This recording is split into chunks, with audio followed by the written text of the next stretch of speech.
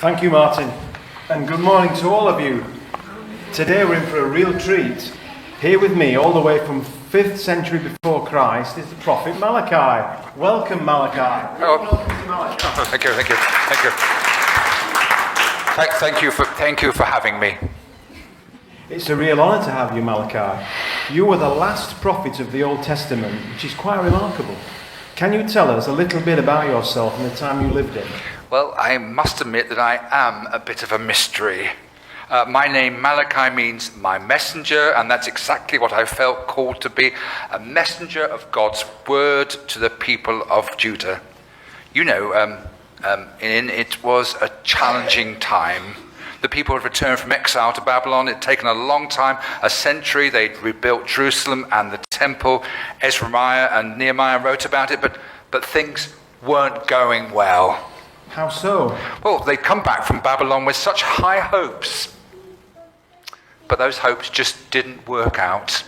The Israelites who resettled Jerusalem proved to be just as unfaithful to God as their ancestors.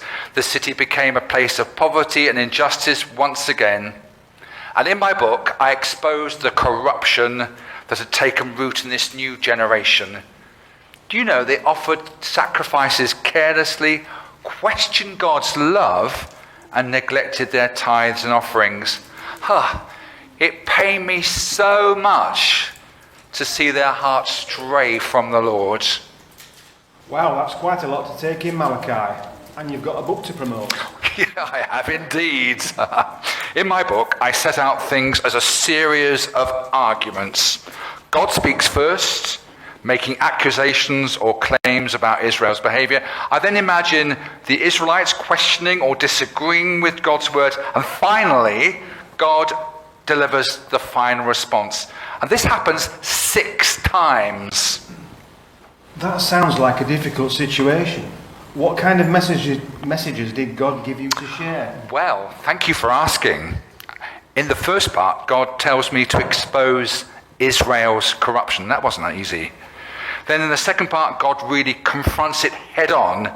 And in all of this, you get a clear impression the exile hadn't truly changed the hearts of the people. They remained stubbornly disobedient.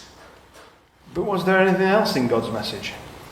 Well, of course there was. Of course there was. It was a message both of love and rebuke. God reminded them of his enduring love for Israel, a love that had chosen them and delivered them from slavery. But he also challenged them to return with their whole hearts to him. Indeed, a powerful message. But is it still relevant today? Can people find it in the Bible? Well, absolutely. My book, the book of Malachi, is in all Bibles, and something, I've just got this word here, called Bible apps. Faintest idea what those are, but you can find them there. But most of all, God desires a people who worship him with sincerity and joy, who are faithful in their offerings, and who live justly with one another.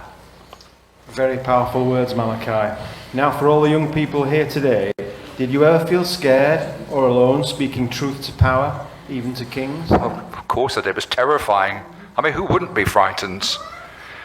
But God's presence gave me strength. Remember, even the youngest amongst us can speak God's truth with courage. Well, that's a wonderful message, Malachi. Thank you for sharing your time and wisdom with us today. Ian, it has been my honour, and don't forget my book. Thank you, Malachi,